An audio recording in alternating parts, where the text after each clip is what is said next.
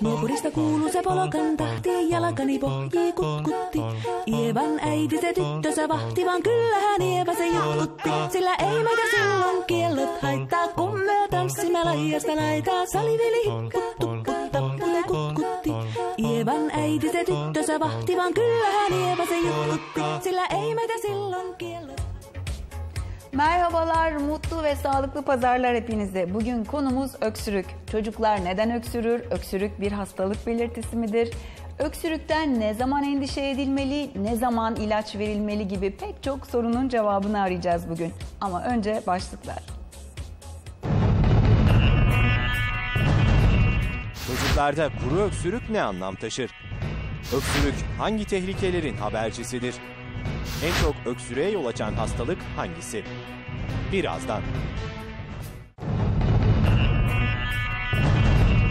Yıllarca süren öksürüğün sebepleri nelerdir? Öksürük psikolojik rahatsızlık habercisi sayılır mı? Birazdan. Çocuklarda hangi öksürük mutlaka tedavi edilmeli? Çocuklarda neler öksürüğü tetikler? Birazdan.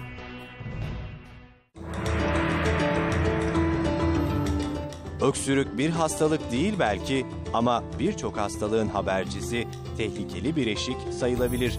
Peki öksürük hangi tehlikelerin habercisidir? Çocuklarda kuru öksürük ne anlam taşır? En çok öksürüğe yol açan hastalık hangisi? Çocuklarda neler öksürüğü tetikler? Öksürük psikolojik rahatsızlık habercisi sayılır mı? Çocuklarda hangi öksürük mutlaka tedavi edilmeli? Yıllarca süren öksürüğün sebepleri neler? Öksürük rahatsızlığında ne zaman hekime başvurulur? Profesör Doktor Ahmet Rasim Küçükusta uzmanlığını anne babalarla paylaşıyor, tecrübelerini konuşturuyor. Öksürük hakkında her şey önce çocuğumda. İlknur Üstündağ'ın sunduğu Önce Çocuğum başlıyor.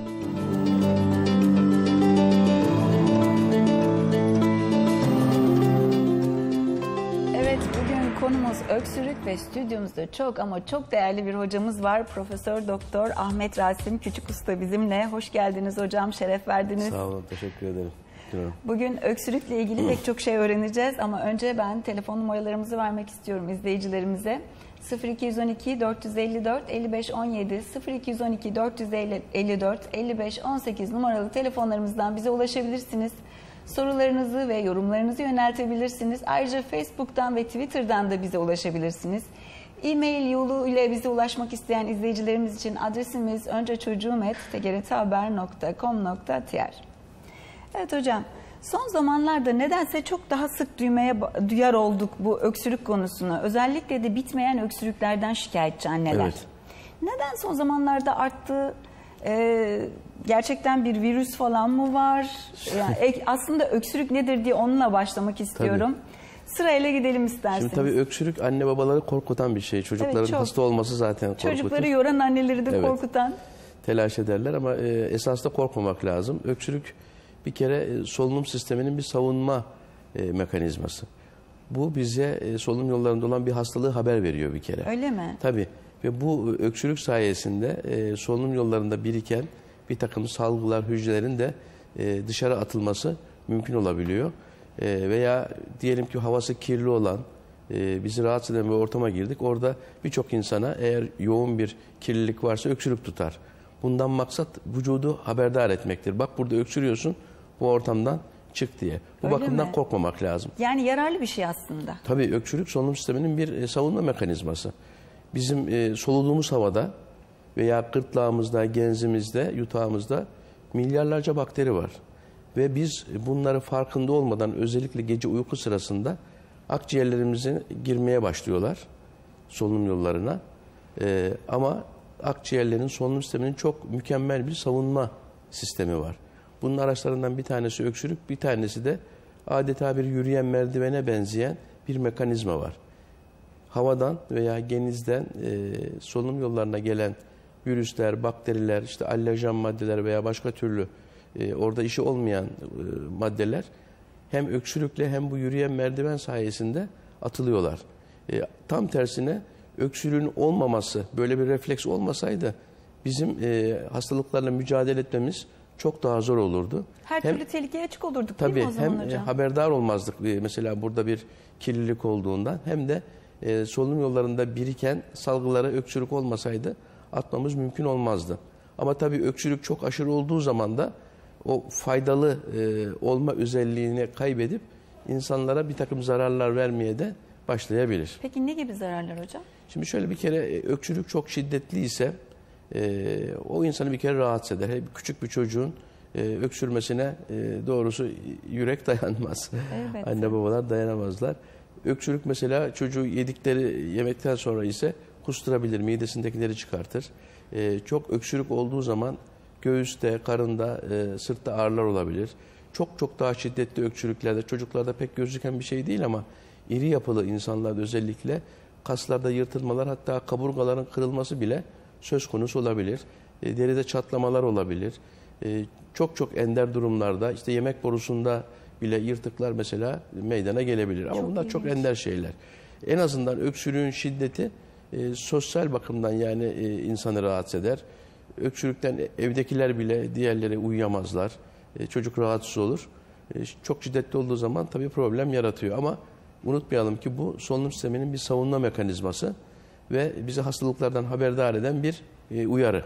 Peki hocam, o bitmeyen öksürükler, geçmeyen öksürükler o nedir? Yani niye geçmiyor? Tabii. Şimdi bazı öksürükler hakikaten çok uzun sürüyor ve öksürük uzun sürdüğü için de ve doğru tedavi yapılmadığından da bu sefer acaba bunun altında yatan başka bir hastalık var mı diye bir takım tetkikler yapılmaya başlanıyor. Çocuklarda çok görülüyor böyle. Yani öksürük uzun sürdüğü için bunlara niye geçmiyor diye bu sefer tomografiler, işte bazısına endoskopiler yapılmaya başlanıyor. Çok ender durumlarda böyle tetkiklerin yapılması gerekebilir. Mesela çocuklarda çok sık görülen bir şey, farkında olmadan bir takım yabancı cisimlerin solunum yoluna kaçmasıdır. Çocuk mesela yalnız kendi kendine oynarken bir leblebi parçası veya bir oyuncağın küçük bir parçası solunum yollarına kaçabilir, ağzını alır, yutarken solunum yollarına kaçabilir. O sırada bir öksürük tutabilir ama anne yanında değilse çocuğun veya öyle gelip geçici bir öksürükse bu farkına varılmaz.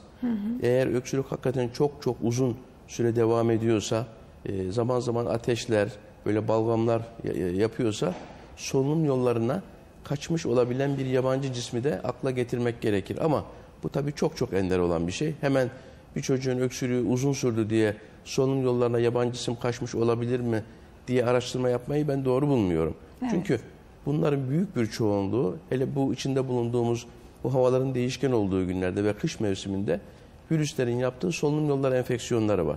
Bunlardan kaynaklanıyor. Yani burada anlıyoruz ki o yapılan tedavi iyi sonuç vermiyor, doğru tedavi yapılmıyor. Evet. Bunu anlamamız gerekiyor o zaman bu durumda. Bu viral enfeksiyon son yıllarda gördüğümüz yeni bir hastalık tablosu var. İşte astım diye bir hastalık var. Böyle öksürükle, hırıltıyla, ıslık şeklinde bir sesle, nefes darlığıyla ortaya çıkan bir hastalık. Bu tipik astım benim gözlemlerime göre son senelerde giderek azalmaya başladı. Bunun yerini kendisini sadece kuru öksürükle belli eden bir bronş aşırı duyarlılığı tablosu almaya başladı. Yani bu tür çocuklar bakıyorsunuz ki ateşi yok. Genel durumu fevkalade, iştahında bir şey yok. Koşuyor, oynuyor. Hareketlerinde bir anormallik veya eksiklik yok ama nöbetler şeklinde gelen, bitmek tükenmek bilmeyen bir öksürük nöbetleri var. Gece daha çok oluyor. Çocukları gece uyandırabiliyor. Küçük çocuklar böyle öksürürken kusabiliyorlar, yediklerini çıkarabiliyorlar veya bazen böyle uzayan, sünen, yapışkan bir balgam çıkarabiliyorlar. İşte bu çocuklarda virüs enfeksiyonlarından sonra ortaya çıkan bu bronş aşırı duyarlılığının sebep olduğu bu tabloyu hatırlamak lazım. Tabii bu isimler insanlara yabancı geldiği için ben buna İstanbul bronşiti ismini verdim. Bunun sebebi de şu. Neden hocam? İstanbul'la alakalı bir şey değil. Bu modern hayatı simgeleyen bir isim. Yani öyle bu pekala başka bir büyük şehrin ismiyle İzmir'de de olabilir, Ankara'da da. Veya Paris bronşiti veya Berlin bronşiti denebilir. Bu şu demek, modern hayata geçmemizden sonra bu tablo ciddi şekilde artmaya başladı. Modern hayat deyince ilk başta insanların dünyaya gelme şekliyle başlıyor bu. Öyle mi? Evet. Biliyorsunuz artık büyük şehirlerde, hele özel hastanelerde doğumların birçoğu sezaryenle oluyor. Evet. Bu bile çocuğun bağışıklık sistemini etkileyen çok önemli olumsuz bir faktör. Tabii ki sezeryan doğum gerektiği zaman, yapıldığı zaman anne sağlığı içinde, bebeğin sağlığı içinde çok hayat kurtarıcı bir cerrahi girişimdir. Ama günümüzde maalesef bu belki %90'ı sezeryan doğumların anne istediği için, doktor istediği için, hastane istediği için yapılıyor. Çünkü planlı programlı bir iş oluyor. İşte yarın saat 9'da gelin doğum olsun gibi. Halbuki normal doğum olduğu zaman öyle belli bir saati, belli bir günü her zaman kesin belirlemek mümkün olmaz. Doğumdur, bazen erken olur, bazen gecikebilir. Tabii bu çalışan bir anne de söz konusu olduğu zaman onun çalışma hayatı bakımından da zor olabilir. Doğum tarihi ayarlandığı zaman izinler ona göre alınıyor. Hatta bu, artık her şeyimiz planlı değil mi hocam? Ve annelerin bazısı da bu şeye de meraklı. Bu burçlara işte şu burçtan olsun, yükseleni buradan olsun diye doğum günü ve saatinde ona göre belirleyen anneleri de ben tanıyorum. İşte bu sezeryan doğum bile bağışıklığın etkilenmesinde çok önemli bir faktör. Onun dışında günlük hayatımız çok değişti. Şimdi artık birçok insan, yani İstanbul gibi bir şehirde, şimdi ben karşı taraftan geldim buraya, gelirken yol üzerinde binlerce bina yapıldığını görüyoruz. Ve bunların hepsi kapalı binalar, akıllı bina denen. Sizin bu stüdyonun bulunduğu bina da böyle. Burada cam, pencere açmak mümkün değil. Buralar merkezi olarak ısıtılıyor, nemlendiriyor, havası temizleniyor. Ve ekonomik olması bakımından da burada dolaşan havanın ancak 4'te 1'i, 5'te 1'i taze hava olarak giriyor. Dolaşan hava hep aynı hava. Dolayısıyla bu binaların havasını kirleten bakteriler, virüsler veya burada bulunan çeşitli eşyalardan, aletlerden, yapı malzemelerinden havaya karışan gazlar, kimyasal maddeler, organik maddeler soluduğumuz havada hep kalıyor. Onun için şimdi artık son senelerde adı yeni duyulmaya başlayan bir hastalık daha var. Hasta bina sendromu diyoruz. Bu mesela kapalı alışveriş merkezleri, büyük plaza gibi yerler. Bu tip yerlere giren birçok insanda oraya gittikleri zaman böyle bir baş ağrısı gibi, bir yorgunluk hissi gibi, burunda kuruma gibi, gıcık şeklinde öksürük gibi, yorgunluk gibi, deride kuruluk gibi çok çok farklı tablolar görülebiliyor. Bunlar hep o yaşadığımız iyi hava almayan, temiz havanın çok az olduğu ortamlarda ortaya çıkıyor.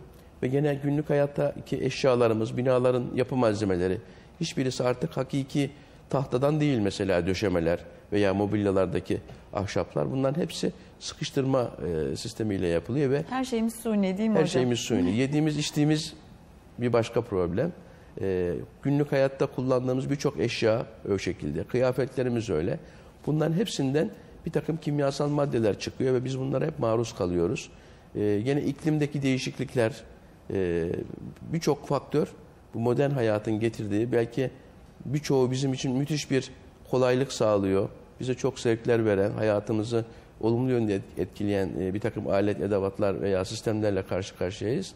Ama aynı zamanda bunların getirdiği bir takım olumsuzluklar da var. Bence bu son senelerde özellikle büyük şehirlerde yaşayan insanlarda ve çocuklarda çok görülen bu öksürük, sadece öksürükle kendini ortaya koyan bronş hassasiyeti tablosunun ortaya çıkmasında bu modern hayatın çok önemli rolü var. Hocam anlatırken hızlı geçtik biraz. O çocuğun doğumu ile ilgili bağışıklık sisteminin yetersiz kalması, gelişememesi, onu biraz açar mısınız? Tabii. Neden? Şimdi şöyle, anne karnında bebek tabii steril bir ortamda bulunuyor, mikropsuz bir ortamda ve ilk mikropları bebek dünyaya gelirken normal doğum yoluyla geliyorsa annenin doğum kanalında bulunan mikroplarla almış oluyor. Orada bulunan mikroplar da bağışıklığı olumlu yönde uyaran mikroplar, faydalı mikroplar. Ama sezaryen doğumla dünyaya gelen bebekler bir ameliyathane ortamında, steril bir ortamda dünyaya geliyorlar. Dolayısıyla bu faydalı mikropları almaları mümkün olmuyor. Tam tersine hastane ortamında bulunan patojen dediğimiz hastalık yapıcı mikroplarla bunlar karşılaşıyorlar. Bunların da bağışıklığı bu kadar kuvvetlendirici etkisi yok. Şimdi yapılan birçok araştırma sezeryanla dünyaya gelen bebeklerde daha sonraki senelerde hem alerjik hastalıkların hem başka bağışıklık sistemi hastalıklarının çok daha fazla görüldüğünü ortaya koyuyor. Onun için biz tabii hayattan ne kadar uzaklaşıyorsak bu tür hastalıkların görülmesi de o kadar artıyor. Zaten Bu alerjiler, astım ve benzer hastalıklar hep modern ülkelerin, sanayide ilerlemiş ülkelerin hastalıkları olarak biliniyor. Aslında her şeyi kontrol altına aldığımızı zannediyoruz değil Evet. mi? Doğum tarihi vesairesi, işte burçlarına göre düzenleme falan ama aslında hiçbir şeyi kontrol edemiyoruz. Tam tersine Tabii. Hele büyük kötü şehirlerde oluyor. mesela çocuklar maalesef ayakları toprağa bile değmiyor. Yani birçok yerde toprak yok, her taraf taş, işte asfalt, şu bu. Oysa vücudun, ayakların toprağa değmesi çok önemli bir şey. Vücudun o şekilde elektrik dengesinin sağlanması bakımından bu üzerinde mutlaka durulması gereken bir şey. Fırsat olduğu zaman, imkan olduğu zaman ayakkabıları çıkarıp, giydiğimiz ayakkabılar hepsi böyle plastikten, petrol ürünlerinden yapılma şeyler. Yani onlar da tabii ürünler değil. Eskiden işte yahut köylerde halen mesela çocuklar işte tabii bir ortamda büyüyorlar. Normal doğumla dünyaya geliyor. Hatta anne tarlada kendi doğurup göbeğini de kendi kezen anneler bile var. Çocuğun ayağı toprağa basıyor. İşte köy ortamında hayvanlarla, işte varsa tavukla, koyunla, kuzuyla, köpekle haşır neşir oluyor. Yedikleri gıdalar köy ortamında veya bizim işte çocukluğumuzda işlenmemiş gıdalardı. Yani pakete girmemiş, ambalaja girmemiş, içine kimyevi maddeler konmamış yiyeceklerdi. Bunların tümü işte bu tür hastalıkların ortaya çıkmasında son derece önemli. Çünkü bu etrafımızda insanlarda bir de son senelerde bu mikrop korkusu yaratıldı. Evet hocam. Özellikle hanımlarda bir hijyen diye bir kelime buldular. Bir hijyen var. Her şey hijyen olsun, hijyen olsun. Yani hijyen olsun çok yanlış bir şey. Biz mikroplarla ortak bir hayat sürmek zorundayız. Biliyor musunuz bizim vücudumuzdaki hücrelerden 10 misli fazla mikrop var. 100 trilyon hücre var bizde. Bundan 10 misli fazla boğazımızda, ağzımızda, genzimizde, bağırsaklarımızda yaşayan ve beraber mutlaka yaşamak durumunda olduğumuz mikroplar var. Ve çevremizde de mikroplar var. Bakın buralarda mikroplar var. Bunları değiştirmeye kalkmak son derece yanlış bir şey. Öyle mi? Yani bu kadar hijyenik olmayacağız Tabii, kesinlikle. diyorsunuz. Hele bu mesela hanımlar işte bu mikrop öldürücü bir takım temizlik ürünleri kullanıyorlar. Kimyasal Evet. ürünler. Mikrop öldürücü işte el dezenfektanları, mendiller, bir takım losyonlar, sıvılar var. Çocukların çantasında hep görüyorum ben. Bunlar son derece yanlış şey. Sterillik nerede söz konusu? Hastanede. Yani ameliyathanede olması lazım. Günlük hayatta böyle masa steril olacak, koltuk steril olacak. İşte elimizde mikrop olmayacak, böyle bir şey yok. Yani çocuk elini ağzına götürüyor. Tabii ki elini çocuk ağzına götürecek. Çünkü burada bulunan mikroplar zararlı mikroplar değil. Ve öyle araştırmalar var. Mesela bizde adettir biliyorsunuz. Anneler emzik yere düştüğü zaman şöyle ağzını alır, temizler, çocuğun ağzına sokar, değil mi? Değil mi? Evet. Evet. Bu da böyle Mesela bunu enteresan bir şeydir. birçok hanım, modern hanım diyelim, yanlış bir şey olarak görür. Hemen gider onu işte dezenfekte eder. Yanlış değil mi hocam? Çok yanlış, çok yanlış. Yani şey yanlış. Hani ağza koyup çocuğa vermek yanlış değil mi? Hayır değil. Tam tersine. Biz öyle büyüdük. Bize babaannemiz yere düşen emziği ağzını alır temizler. Ağzımıza emziği sokardı. Gördüğümüz öyleydi. Neden yanlış biliyor musunuz? Şimdi bu insanların ağzında bulunan mikroplar var. Ve çocuğun bağışıklığını bunlar kuvvetlendiriyor. Şimdi Amerikalılar, bizde pek araştırma yapılıyor ama bizdeki yapılan araştırmalar pek bir şeye benzemiyor. Amerikalıların yaptığı araştırmalar var böyle emzik kullanan çocuklarda. Ağızda böyle annenin temizlediği. Bunların çok daha sağlıklı oldukları ortaya çıkıyor. Bu demek değil ki tabii al da emziği oraya buraya sür, çocuğun ağzına sok manasında değil. Yani mikroptan bu kadar çok korkmamak lazım. Mikroplarla biz beraber mutlu bir hayat sürebilmek için aramızdaki ilişkiyi bozmamamız gerekir. Ona bakarsanız bizim bağırsaklarımızda 2 kilogram ağırlığında mikrop var. Öyle ve artık mi? İnanılmaz. bağırsaktaki mikroplar o kadar önemli ki İlknur Hanım. Bunlara artık bu topluluğa ikinci beyin ismi veriliyor.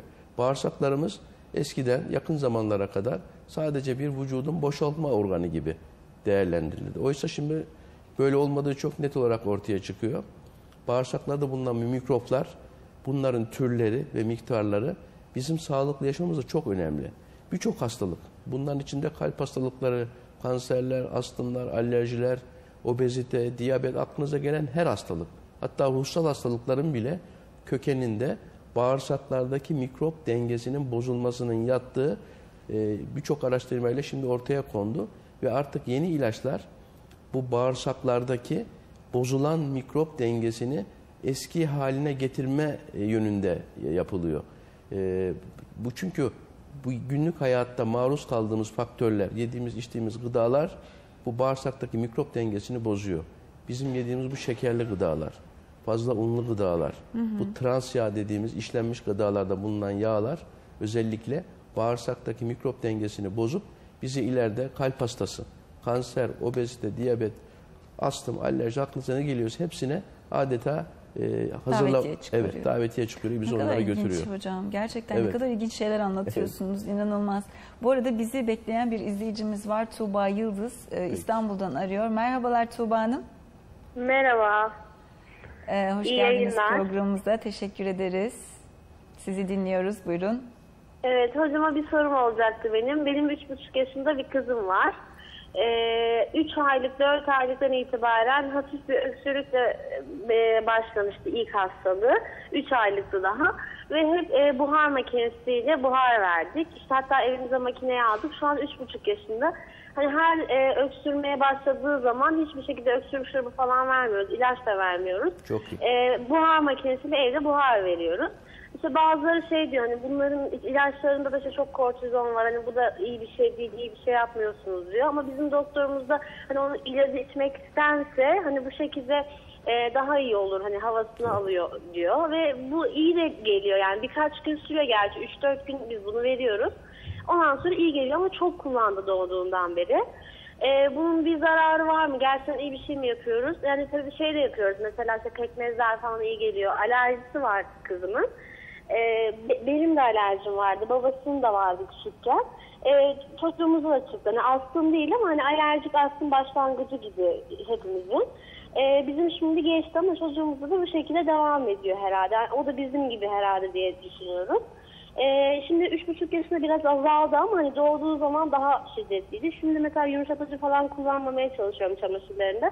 Hani onlar da çok fayda etti diye düşünüyorum. Bu şekilde hani bir zararı var mı onu öğrenmek istiyorum. Evet hocam. Evet. Tuğba Hanım, bizim sorularımızdan biriydi bu buhar aletleri. Şimdi en önemli şey, söylediği çok önemli bir şey var Tuğba Hanım. Öksürük şurupları kullanmıyoruz dedi. Çok iyi.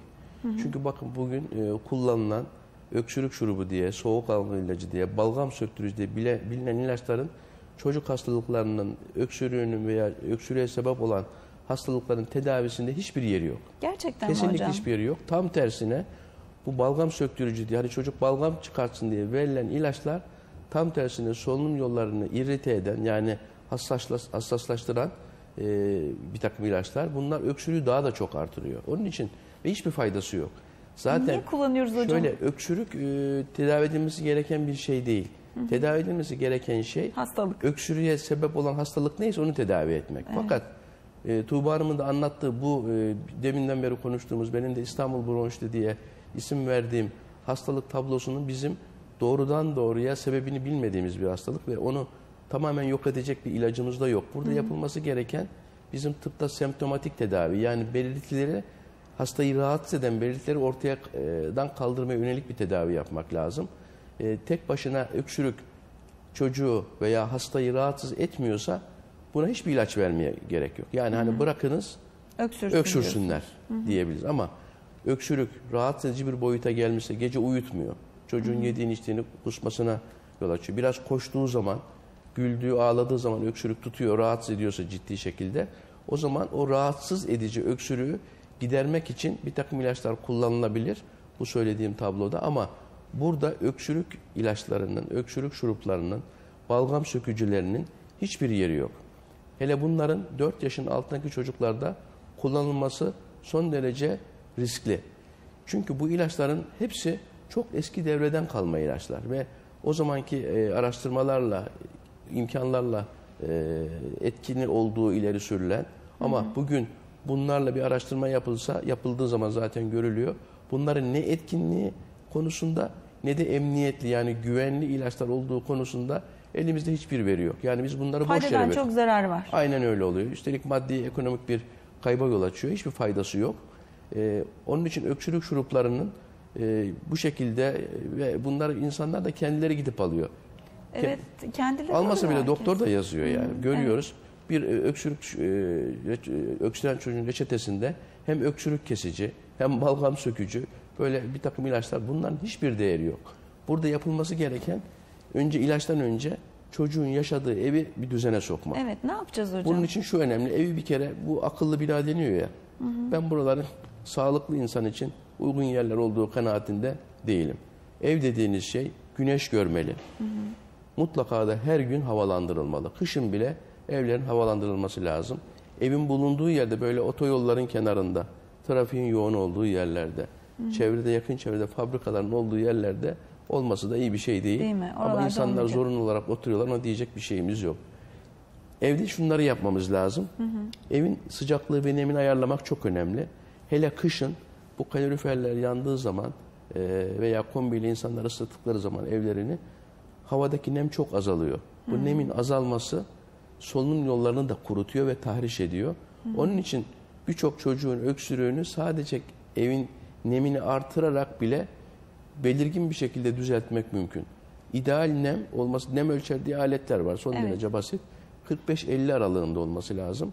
Ben hastalarıma söylüyorum, evinizdeki nemi ölçün, bana gelirken bir bilgi getirin diye kaydediyorlar bunları bir hafta böyle günün değişik saatlerinde.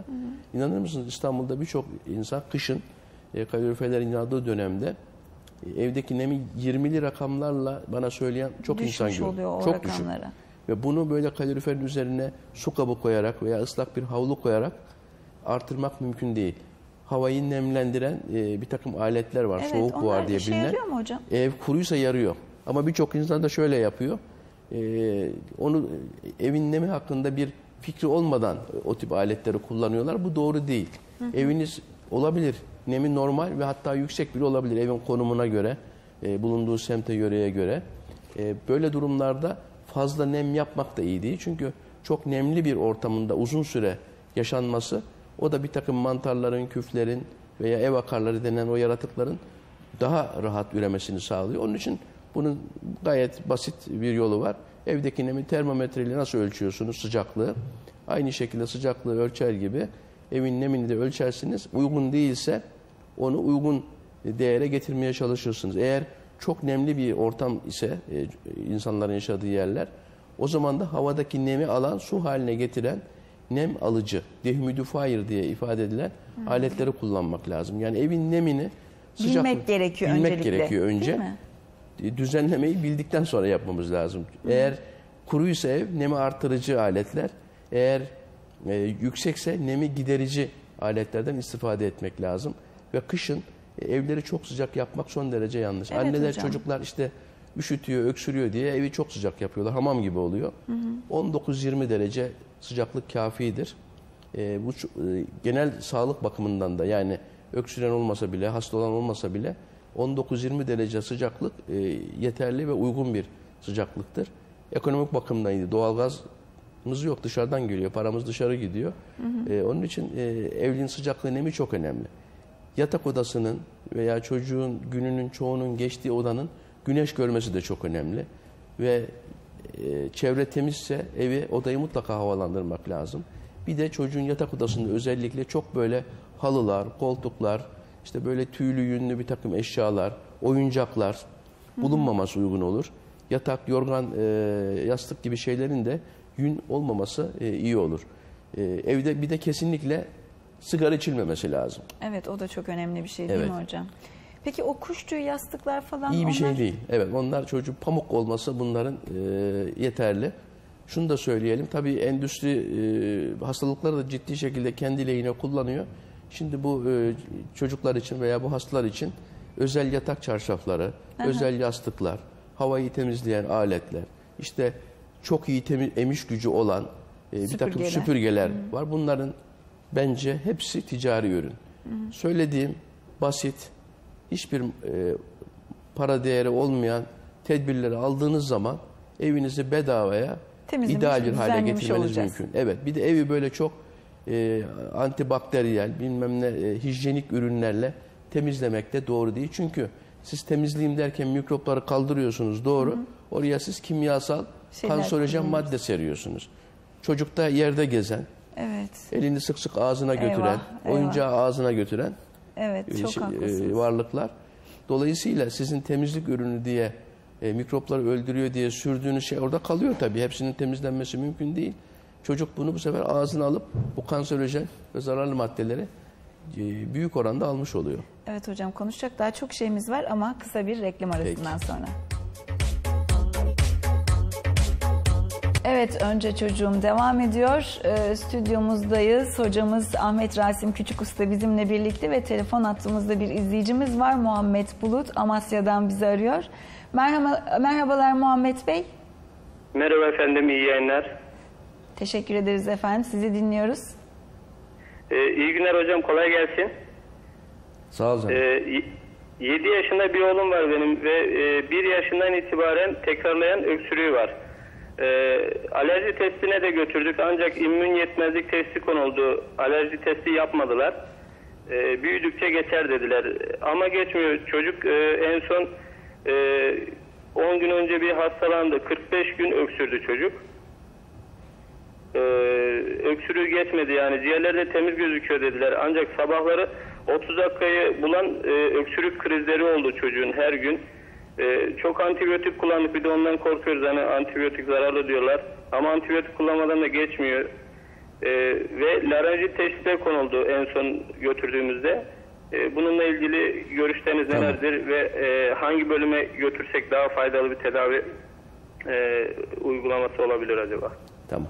Ne kadar zor değil mi hocam? Evet, yani tabii. çocuklar da perişan, aileler de perişan. Anneleri üzüyor. Şimdi seyircimizin söylediği immün yetersizlik diye bir tabir kullandı. O bağışıklık yetersizliği mi oluyor hocam? Fakat şöyle bir bağışıklık iki şey anlamak lazım. Bir tanesi halkın kullandığı. Hani çocuğum sık hastalığında bağışıklığı düşük. Bunu kuvvetlendirmek için ne yapalım gibi söylerler. Bu çok doğru bir tabir değil. Çünkü çocuklar özellikle topluma karıştıkları ilk seneler çok hasta olur. Hani yuvaya, kreşe başladığı zaman vücudu evde büyüyen çocuğun mikropları tanımadığı için ilk topluma karıştıkları yıllar hastalıklarla geçer. Bunun bağışıklık düşüklüğüyle hiçbir alakası yoktur.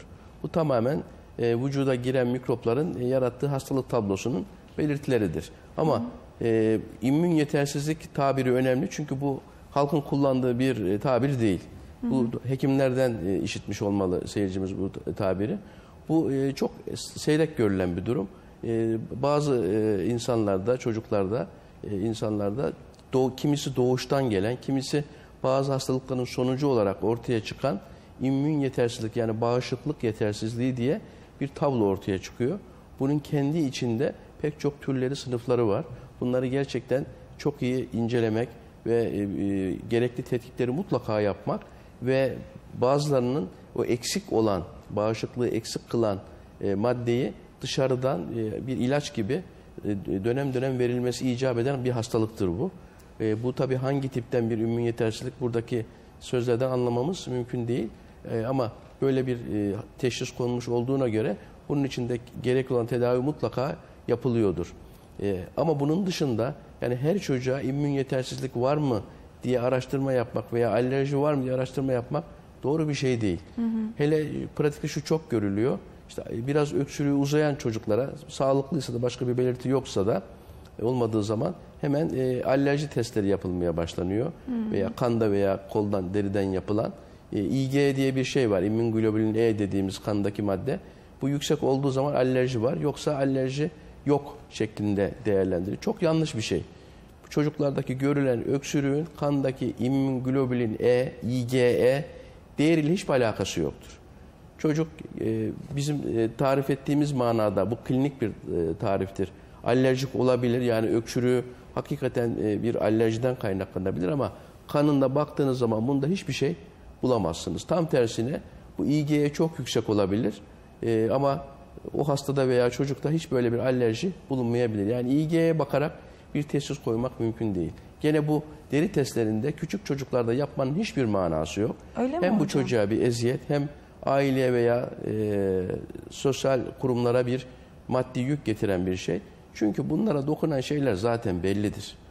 Bunlar teste çıksa da çıkmasa da bunlara karşı zaten tedbir almak gerekir. Bunlarda biraz önce konuştuğumuz gibi evde havanın sıcaklığının ve neminin uygun olması, evin havalandırılması, işte çocuğun yaşadığı ortamın, oturma odasının, yatak odasının eşyasız ve çocuğu rahatsız edebilecek unsurlardan uzak olması, çocuğun beslenmesinin doğru olması, yani mümkün olduğu kadar sağlıklı beslenmesi, hazır gıdadan, paketlenmiş gıdadan kesinlikle çocukları uzak tutmak lazım. Herkesi yani. Her şeyin doğalı değil mi hocam? Her şeyin doğalı. Pakete girmiş bir şey görüyorsanız siz oradan uzaklaşın diye söyleyebilirim. Bunlara dikkat ettikten sonra zaten bu yaşlarda diyelim ki ev akarlarının alerjisi var. Yapacağınız şey zaten hemen buna yönelik bir tedavi değil. Önce o ortamı uygun hale getirirseniz bunlar zaten düzeliyor. Ancak diğer tedaviler bu ev şartlarını düzeltmenize rağmen bazı basit ilaçlarla hastalık kontrol altına alınamıyorsa o zaman daha uzun süreli tedavilere başvurmak gerekir. Hemen bu tür tedavilere girişmemek lazım. Yani aslında çözüm çok basit diyorsunuz. Tabii çözüm yaşadığımız evi veya yaşadığımız çevrenin sağlıklı olmasından geçiyor. Hastalıkların hepsi öyle. Bakın bugün bütün dünyada kanserler artıyor. Kalp hastalıkları artıyor. İşte bu astım, alerji artıyor. Diyabet artıyor. Obezite artıyor. Tıp da bir taraftan ilerliyor diyor söyleniyor. Hastaneler artıyor, doktorlar artıyor. Yani bu nasıl iş değil mi? İnsanın bir kafasında şu soruyu düşünmesi lazım. Hani tıp ilerliyor, teknoloji ilerliyor da hastalıklar niye artıyor? Biz aksine daha çok hasta oluyoruz. İşte bütün sihir, formül, şifre şurada.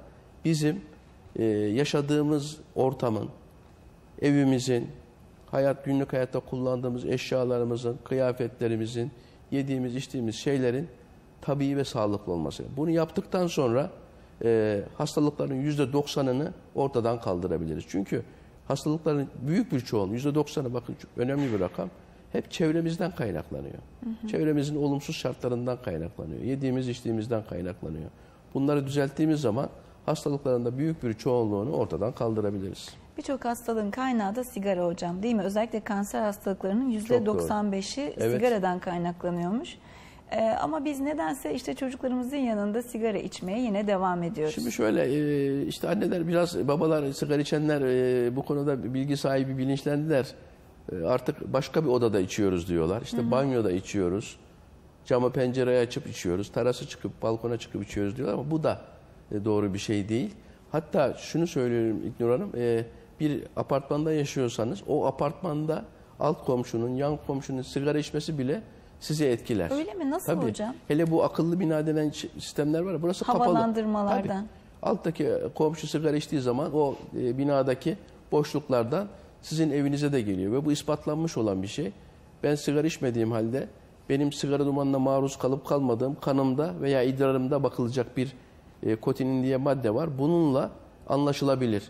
Şimdi böyle Amerika'da apartmanda oturan ve komşusunun içtiği sigaradan kendinin veya çocuklarının rahatsız olduğunu, hasta olduğunu iddia eden aileler davalar açıyorlar. Ve bu gerçekten de hiç sigara içilmeyen bir evde çocuğun hakikaten bakıyorsunuz kanında yüksek miktarda kotinin var. Evde anne içmiyor, baba içmiyor, kimse içmiyor ama komşu içiyor. O kapalı binaların, işte akıllı binaların olumsuzluğu burada. Binanın başka bir köşesindeki olumsuz faktör sizi de aynı şekilde etkiliyor. Sigaranın mesela diyor ki baba ben dışarıda içiyorum, evde katiyen içmiyorum. Bu da yanlış bir şey. Dışarıda sigara içen bir insan şuraya gelip yanımıza otursa biz bunu sigara içtiğini anlamıyor muyuz? Tabii kokusunu duyuyoruz. Kokusunu duyuyoruz. Demek ki bu o kişinin saçına, derisine, kıyafetlerine de siniyor. Çocuk babaya sarılıyor. Tabii. Değil mi? Üstelik çocuklar bu yüzeylere de eller, babasına eller, sonra ağzına götürür. Bu şekilde de maruz kalıyorlar ve bu kalan duman insanın kıyafetinde veya burada diyelim ki şu anda sigara içilmiyor ama bizden önce birileri geldi burada sigara içip gittiler veya dün. Burada duman kalıyor. Tabii bu mobilyada, halıda, duvar kağıdında, perdelerde bu kalıyor ve kaldıkça da daha toksik, daha zararlı kimyevi madde ortaya çıkıyor. Tabii. Çok ilginç bu. Bunlar araştırmalarla kimyasal olarak da gösterilmiş şeyler. Yani hani sigara karşıtı birinin söylediği, sigaraya karşı söylenen korkunç ifadeler değil. Bunlar gerçekten bilimsel olarak gösterilmiş şeyler. Onun için çocukların bulunduğu ortamda ne başka bir odada, ne balkonda, ne dışarıda sigara içen birinin bile o eve gelmemesi lazım. Tabii bu anneler bakımından bizim kültürümüzde de hani bir gelin hanımın kayınpederine, kayınvalidesine yahut işte çocuğun amcasına, kaynına, halasına sigara içme demesi biraz zor. Değil mi? Ayıp olur. Bizim kültürümüzde Veya gerçekten söyleyemez ayıp. kızcağız. Ama ben buradan söylüyorum. Eğer dedeler, anneanneler, babaanneler, amcalar, halalar, teyzeler bizi dinliyorsa, sigara içiyorsanız yeğeninizi, çocuğunuzu görmeye gitmeyin. Sigara içiyorsanız dışarıda kimsenin tabii sigara içme hürriyetine söz söyleyemeyiz. Çıkar dağda bayırda içebilir. Ama çocuğu görmeye gidiyorsanız eve gidin, güzel bir duş alın, kıyafetlerinizi tamamen değiştirin, o şekilde gidin. Bunu gelin hanımlar söyleyemiyorlar. Biz söyleyelim. Onların adına bunu dedelere, büyüklere söylemiş olayım. Evet, ne güzel söylediniz hocam. Bu arada yine bir izleyicimiz var. Peki. Mehmet Damar İstanbul'dan bizi arıyor. Merhabalar Mehmet Bey. Merhaba efendim, iyi günler, hayırlı sabahlar. Çok teşekkür ederiz. Size de hayırlı sabahlar. Ben hocama sorum olacaktı. Benim torunum var 4 yaşında. Bunun kan yükselmesi oluyor. Bir de öksürdüğü zaman ilaç veriyoruz. Daha da çok yükseliyor. Yani normal kan değerlerinde 800'e, 1000'e, 1500'e de çıktığı oldu. Yani bunların gelecekle ilgisi yani...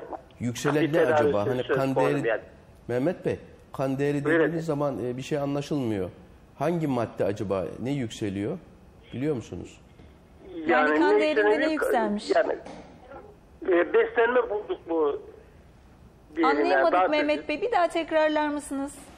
Beslenme bozukluğu diyelim mesela çocuğu. Mesela şimdi normale iniyor. Doktorların dediğine göre, hocalarımız dediğine göre normale iniyor. Fakat az bir üşüttüğü zaman öksürsün, hafiften bir şurup alsın veya bir ilaç alsın. Bunun kanı 800, 1500 yani 1000 o aralarda oynuyor yani. 15 güne yakın öyle gidiyor. Yani ilaçlar mı yükseltiyor demek istiyorsunuz? Neyi yükselttiğini anlamıyoruz. Hangi değere? Kanda bakılan yüzlerce değer var. Bu hangisi neyi yükseliyor bilmiyorum. Evet. Şimdi şöyle çocukların hastalıklarının ve öksürüklerinin için çok gereksiz tetkik yapılıyor. Bunlar da halbuki özel durumlar dışında tabii ki bir olayda bir şüphe varsa uzun süre devam ediyorsa mutlaka araştırmak gerekir. Bu bambaşka bir şey ama sıradan her öksüren çocuğa röntgen çektirmek. Mesela öyle çocuklar hocam, görüyoruz. Daha 3 yaşında, 5 yaşında elinde 5-10 tane filmle geliyorlar. Öksürdü film, ateşi çıktı film. Hele sinüzit filmi çekmek. Yani çocuklara ne kadar büyük kafaya ışın vermek aslında. Olacak bir şey değil. Çocuğun ağzı, burnu hepsi ortalık yerde. Bunu çok rahatlıkla anne baba bile ne var ne yok görebilir. Ve çocuğa röntgen çok özel durumlarda çekilmeli. Yani öksürüyor diye röntgen çektirmek olacak bir şey değil. Çünkü çocukların hastalığı bellidir. Zaten bunlar 2-3 tane hastalığı vardır öksürük yapabilecek, ani başlayan, akut. Bunlar için kesinlikle röntgen çektirmeye bunu da söyleyelim gerek yok. Buradan değil mi hocam ailelere? Bir de şu çok yapılıyor. Bu geçmeyen öksürüklerde, şiddetli öksürüklerde öksürük ne kadar şiddetliyse acaba zatürre mi? Acaba tüberküloz mu diye tomografiler, endoskopiler, başka türlü ayrıntılı kan tetkikleri yapılmaya başlanıyor. Şu pratik bilgiyi verelim. Bir öksürük ne kadar şiddetliyse bunun zatürreden ve tüberkülozdan olma ihtimali o kadar az demektir. Öyle mi? Tabii öksürüğün şiddetli olması onun üst solunum yollarında yani gırtlakta, ana nefes borusunda veya bronşlardaki bir hastalığın yani bronşit veya larenjit veya kurup diye bilinen üst solunumun virüs enfeksiyonu hastalıkları var. Bunların işareti demektir. Çok öksüren çocuğa asla tomografi çekmemek lazım. Sadece çocuğu ışınlamış olursunuz. Yani büyük bir zarar vermek bu çocuğa. Bir de gene çok yanlış bilinen bir şey var. Reflü öksürük yapar diye. Şimdi hele küçük çocukların hepsinde reflü vardır. Reflü zaten bir hastalık değildir. Bu fizyolojik bir olaydır. Kim yemek yiyip yatarsa veya Ramazan'da oruç tutanlar bilirler. Sahura kalkarız. Biraz da fazla yediğimiz ve hemen yattığımız zaman düz yatıyorsak hele başımızı yükseltmeden reflü belirtileri sabah kalktığımız zaman göğüs kemiği arkasında yanma, gaz, geğirme gibi, göğüs kemiği arkasında ağrı gibi şikayetler ortaya çıkar. Bunlar fizyolojik olaylardır. Yani mide asidinin yukarıya kaçması gibidir veya hamilelikte gözükür veya küçük bebeklerin henüz sistem tam oturmamış olduğu için bunlar da reflü hepsinde gözükür. Çocuk biraz dediği zaman kusar, anneler bunu gayet iyi bilirler. Reflü ile öksürüğü bağdaştırmak akıl alacak bir şey değil ve gene benim yanlış bulduğum bir şey reflü, öksürük var. Bu reflüdendir diye bu çocuklara çok gereksiz büyük insanların kullandığı mide ilaçları var. Bu asit giderici, reflü ilacı, yazık. mide koruyucu diye bilinen, proton pompası baskılayıcıları diye bilinen ilaçlar veya başka türlü kimyevi madde ihtiva eden ilaçlar hem de aylarca süreyle veriliyor. Hiçbir manası yok. Reflü de çok görülen bir olay. Öksürük, bu virüs enfeksiyonuna bağlı öksürükler de çok görülen bir olay. İkisinin bir arada olmasının sebebi tamamen aynı anda birlikte olmak. O onun sebebi değil. Onun için öksüren çocuklara lütfen reflü ilacı verilmesin. Bu artık neredeyse rutin, yani günlük bir şey haline geldi. Öksürük var, biraz uzun sürdü, hemen reflü tedavisi yazalım, onu da kullansın. Astım ilaçları veriliyor. Bakın bu tür sadece kendini öksürükle ortaya koyan İstanbul bronşiti diye isimlendirdiğimiz hastalıkta astımda kullanılan ilaçlar kullanılıyor ama burada sadece solunum yollarındaki alerjiyi gidermeye yönelik ilaçlar vermek lazım ki bunlar nedir? Sprey şeklinde veya buhar şeklinde kortizon, ilk seyircimiz sormuştu. Bu bazı antihistaminik diye bilinen ilaçlar, bunları kullanmak yeterli. Özel durumlarda atipik bakteri diye isimlendirdiğimiz bir bakteri de bu tür tabloyu yaratabiliyor. Mikoplazma diye bir mikrop var. Chlamydia diye mikroplar var. Bunlar için de özel bir grup, makrolit grubu diye bilinen antibiyotikler kullanılabilir. Ama bunlara nefes açıcı ilaçlar, aslında çok kullanılan veya işte bu balgam söktürücü ilaçlar, bunları vermenin hiçbir gereği yok. Bunları sadece bu solunum yoluyla verilen kortizonlu ilaçlarla tedavi etmek mümkün ve bunları da devamlı vermeye de gerek yok. Bunu çocuk hasta olduğu zaman verirsiniz. Bu onu birkaç gün içinde zaten yoluna koyar. Ve kortizon isminden de insanlar hani korkarlar. Var hocam, haklıdırlar. Her ilaç isminden bence korkmakta fayda var. Ama kısa süre kullanılan, doktorun tavsiye ettiği doz aşılmadan kullanılan tedavilerde hiçbir yan etki olmaz. Güvenli kullanabilirler. Ama bunun gereksiz yere kullanılması da doğru değil. Yani çocukta astım var diye, işte bronş aşırı duyarlılığı var diye kortizonu da böyle buharlı aletlerle aylarca kullandırmaya hiç gerek yok. Önce yapılması gereken şey şu: bu tablo ortaya çıktığı zaman vermek ve düzeldiği zaman kesmek. Bunu bu şekilde takip edersiniz. Eğer hakikaten bu yoluna giriyorsa mesele yok, ama sık sık tekrarlıyorsa daha düşük dozda böyle ağza alınan boru gibi aletler vardır. Halkın fıs sprey diye bildiği aletlerle düşük dozlarda belli bir süre, o da yani özellikle kış mevsimi boyunca kullanılabilir. Yazın bunları da kullanmaya gerek yoktur. Evet hocam, süremiz daralıyor. Peki. Ender Kayacan, soğuk buhar makinesi kullanımı öksürüğe karşı yarar sağlar mı diye sormuş. Evet. Yani, şöyle söyleyelim. Ev kuruysa şimdi burada hemen çocuk öksürüyor diye gidip bir tane buhar makinesi alalım, evi nemlendirelim, doğru bir şey değil. Şu doğrudur. Eğer hakikaten öksüren bir çocuk varsa o an için evin nemine bakmadan nem yapmak iyi gelir. Yani havanın nemli olması iyi gelir, ama uzun vadede evin sürekli olarak böyle nemli olması, normalden daha nemli olması iyi bir şey değildir. Onun için önce evin neminin kaç olduğuna bakmak lazım. Programın başında konuşmuştuk. 45-50 aralığında olacak şekilde nemin miktarını, düzeyini ayarlamak lazım. Evet. Mustafa Potak, 20 aylık kızım ilk griple başladı, bronşite çevirdi. Boğazı devamlı kızarıyor. 10 şişe antibiyotik kullandık, buhar makinesi aldık. Bu antibiyotikleri bence boş yere kullanmışlar. Bakın bu ev çocuklarda, bu 20 aylık bebekteki enfeksiyonların %90'ından daha fazlası virüstür. Bunlara da antibiyotiklerin hiçbir faydası yok. Boş yere almış oluyor. Üstelik bu alınan antibiyotik vücudun o bağırsaklarda, hani bahsettik ya, birçok hastalığın ortaya çıkmasında çok önemli rolü var diye, o mikrop dengesini de bozan, üstelik birçok işte alerjilere, karaciğere, böbreklere yan etki yapması ihtimali olan, alerji yapması ihtimali olan ilaçlar. Artı günümüz tıbbının en önemli sorunlarından bir tanesi de antibiyotiklere dirençli bakterilerin yaptığı enfeksiyonlar. Bunların da ortaya çıkmasında halkın ve biz doktorların gereksiz yere yazdığı antibiyotiklerin çok önemli rolü var. Değil mi? Hele 20 aylık bir çocuğun altta yatan bir immün yetersizliği olmayan bir çocuk olduğunu ben onu varsayıyorum. Bu 10 şişe antibiyotik kullanılması olacak bir şey değil. Değil mi? Ve Yazık sadece gerçekten. bu seyircimize mahsus da değil. Yani hastaneye giden veya doktor muayenehanesine giden çocukları çevirip baksanız ellerindeki reçeteleri, annelerin, babaların içinde kış mevsiminde, hatta yazın bile öyle, çocuğun öksürüğü, ateşi varsa antibiyotik olmayan reçete bulmak mümkün değil. Sağlık Bakanlığı'nın bu konuda bir takım kampanyaları falan var ama esas hem halktaki hem doktorların zihnindeki bu gereksiz antibiyotik kavramını iyi yerleştirmek lazım. Hı hı. Bunu kendimi de içine katarak söylüyorum. Biz hekimler yarattık. Çünkü aile çocuğu veya hastayı doktora gidiyor. Öksürüğü, ateşi var. Allah'ın emri bir antibiyotik, bir öksürük şurubu, bir vitamin. Standart bir reçete. Bir gidiyor böyle, iki gidiyor böyle. Bu sefer adam doktora gitmiyor, gidiyor kendi alıyor. Niye doktora gideceğim? Evet, hastaneye gideceğim, zaman kaybı, para israf edeceğim diye. Onun için bu gereksiz ilaç, yani hastalıkların çoğunu zaten ilaçsız önlemek mümkün. Evet, birçok hastalığı da ilaç olmadan tedavi etmek mümkün. Aha. İlaçlar elbette ki biz hekimiz.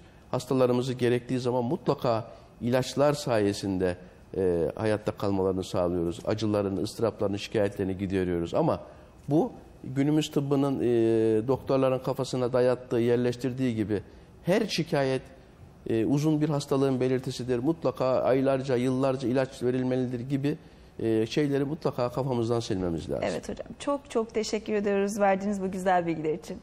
Evet sevgili izleyiciler, bir programın daha sonuna geldik. Haftaya saat 11'de tekrar buluşmak dileğiyle. Hoşça kalın.